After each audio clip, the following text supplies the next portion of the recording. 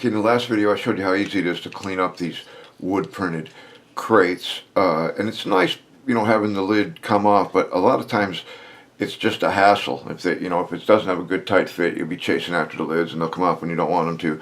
And I've found that a lot of times this little nub on the end, it snaps off pretty easy.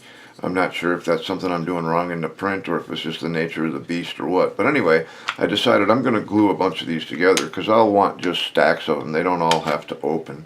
Some of them I'll keep so that they can open, and some of them I'll glue together.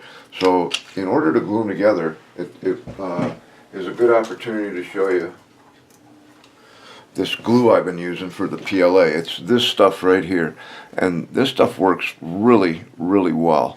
I get it on eBay, and I've seen it on eBay in the UK where it's £3 for one of these. In the US it's $4.15 for the bottle. Then they charge you $7 for shipping, so you're actually paying almost twice as much for shipping as you are for the glue. But it's usually listed as cement for difficult to stick plastic. That's the key words that you're looking for there. And it's really good stuff. It's really, really easy to use. Cleanup is a snap. It works really well. And one of the things I like is you pre-align your parts. Okay, I'm going to take this, I'm going to glue the top on this. Okay, so I'm just going to clamp it together with a little spring clamp. Okay, I'm just going to clamp it together. And then I'm just going to take a regular paintbrush. I dedicated one to just the glue. And I'm just going to get the brush fully loaded with glue. See if I can do this so you guys can see it. And then I'm just going to paint along the seam.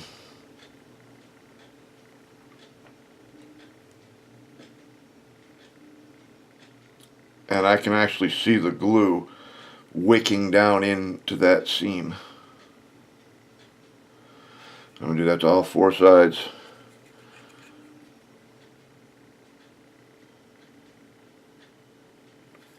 I thought about trying my touch and flow, and I did try this type of pipette. I saw this in a guy had these on the bench in one of the videos.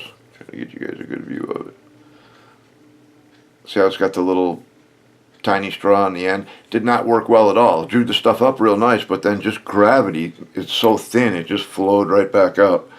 So I've thought about maybe trying syringes or other methods. If I come up with anything that's way more successful than this, I'll post it. But for now, I'm finding that just with a brush, I just paint along the seam. That's all it takes.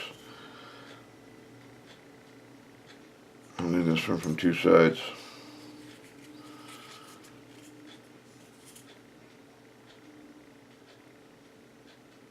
Just paint it along the seam, that's all it takes. And then I just set it aside, and it gets to good strength in like 10 minutes.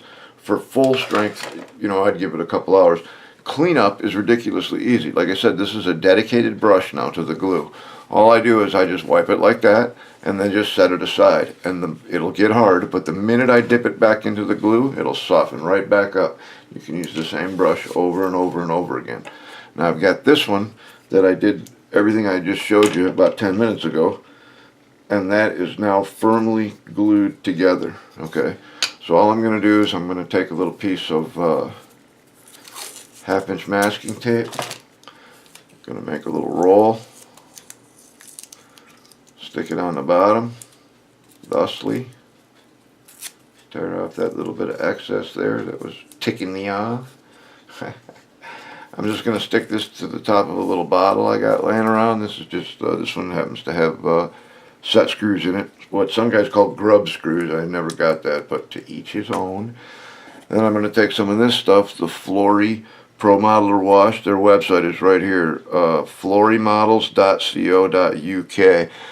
Don't ask me how much I paid for this stuff. I can't remember, but I buy it and use it all the time. I've got 2 different shades right now. They make it in many different shades. Okay, and all I'm going to do is just take a regular paintbrush. This stuff you definitely want to shake up good.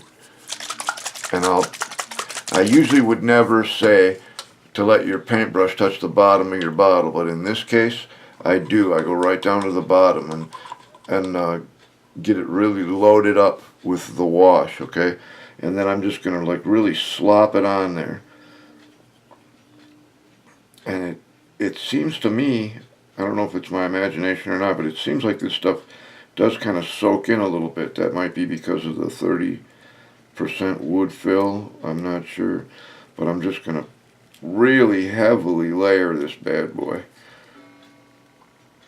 And I'm trying to go fast because I don't want this to be a super long video. But I usually take my time more and it doesn't tend to want to come off the tape.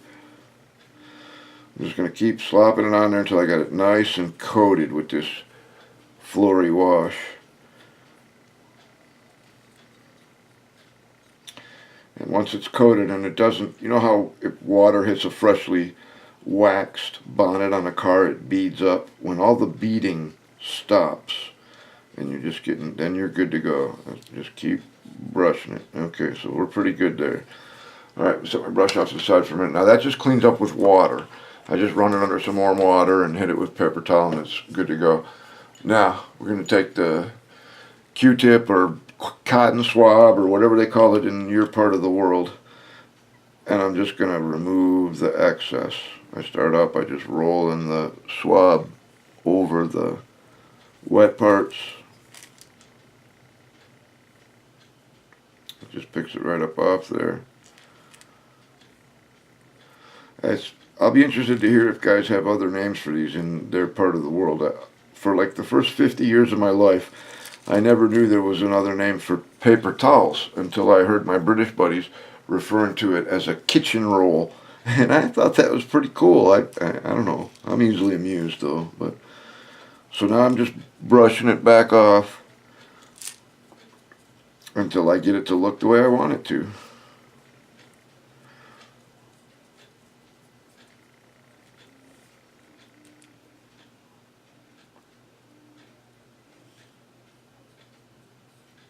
I don't want any like run marks or anything like that, you know, and that's pretty much it. I just dab it off until it's like that, and then I just set it off to the side to dry. And a few minutes ago I did these two pieces separately because this box is going to not get glued together. But then once you get the wash on there, your lid pops on.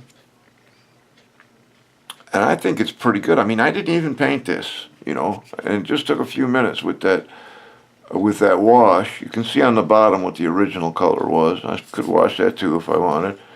And I like them. I like them a lot. I like the feel of the crate. It feels more like wood. And remember, no primer, no paint. Just print it and clean it and wash it.